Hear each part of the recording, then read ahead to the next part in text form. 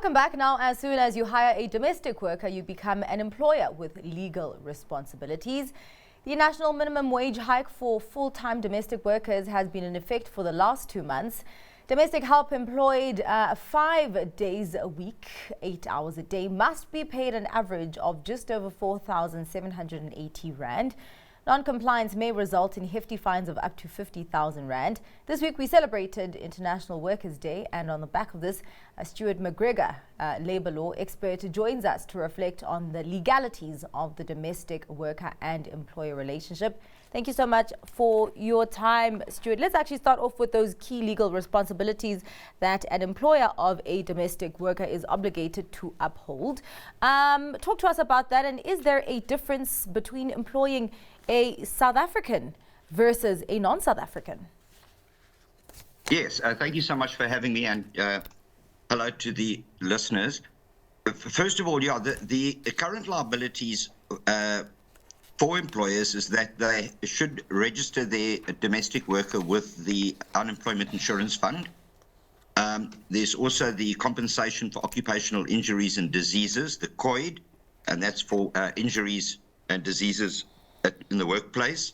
And then there's obviously the national minimum wage, which you've just mentioned now.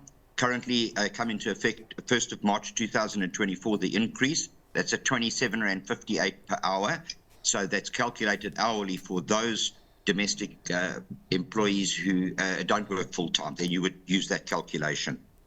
In terms of foreign workers, it is illegal to harbour or to have a worker working for you who has not got a work permit, a valid work permit or a visa, and it's advisable to immediately advise them and assist them to go through to the Department of Home Affairs, give them a letter saying that you've employed them, and let them apply for that working visa. Stuart, of course, here the issue with domestic workers is that they work in our homes, and that can often feel like a private space for many. But of course, as soon as you employ somebody, that becomes a place of work. And as we have these various legislations that an employer needs to adhere to, I'm wondering about enforcement here and the ability to track the enforcement of all of this because of the complexity of a person working in somebody's home. If I got the question right, look, it's important, first of all, that the employee has an employment contract. So the same with the foreigners, make sure you have a copy of their passport, the work permit, that it's valid, it's in place. All records should be kept for a minimum of 3 years. Pay slips should be in place, and that's weekly, fortnightly, or monthly, however you wish to pay them.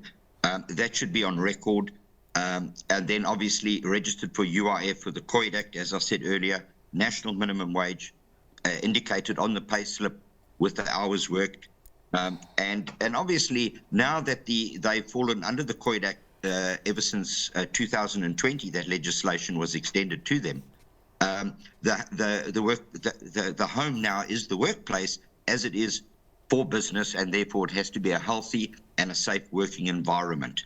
And in order to claim for a compensation for an injury, obviously, you have to show that you are paid up in terms of your UIF and your workman's comp. But on that question that Nolu raises, that this is in someone's home, and there's the privacy there where a lot of people don't follow the procedures of actually documenting the relationship and actually keeping the proof. So how difficult is it for regulators to actually track compliance, considering the private space that this relationship is in? It's a good question. It is very difficult because it's different to a normal workplace where it's organized and a trade union, they can join trade unions and have a say. They're spread out, and the Department of Labour doesn't have feet on the ground to knock on every door and to check these things. So it is up to the domestic worker to know their rights. It's up to the employer, and we, as an employer organisation and other employer organisations, trying to educate the employers to say there are hefty fines. Make sure you have an employment contract in place with your worker. Seek advice. You can go on our website or Department of Labour. All the rights are there. And I think over the years, since the legislation came in 2002, the sectoral determination, which set out all the rights it did away with the problem of, the historical marginalisation of the domestic. So legislation is in place, and if you look at CCMA and Department of Labour records, more and more domestics are getting to know their rights and are challenging the employers. Should I also want to speak about, where the onus might rest, where a domestic worker has multiple employers here. We do see this trend with domestic workers having various employers visiting one, every different days of the week here. And as an employer, you then might wonder, how do you aggregate all of their information? How do you make sure this reflects on a payslip? How does that work?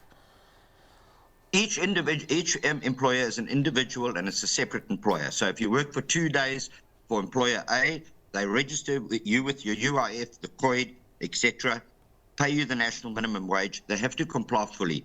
And if you're injured on duty, you claim from on those premises, you claim from that employer. If you, for another 2 days or 3 days, you work for another employer, you would then, that employer has to go through exactly the same registration and compliance. So two separate employers, both have to comply with the legislation.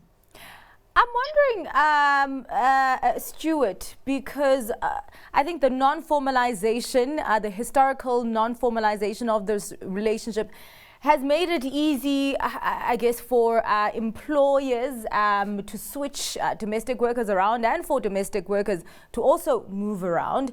And I'm wondering if this formalization maybe shifts things in any way in terms of the supply and demand dynamics.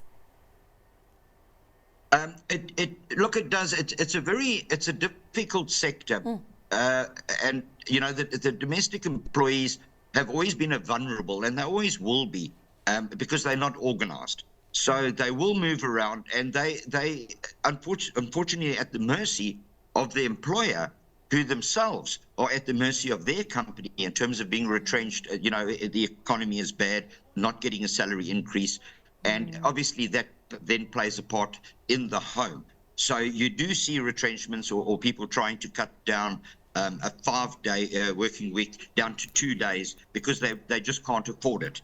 So unfortunately, we have a socio-economic problem, an economic problem in this country, and unfortunately, we just have to try and deal with it as best we can, specifically because on average, statistics show that one domestic employee actually supports on average 8 people indirectly. Wow.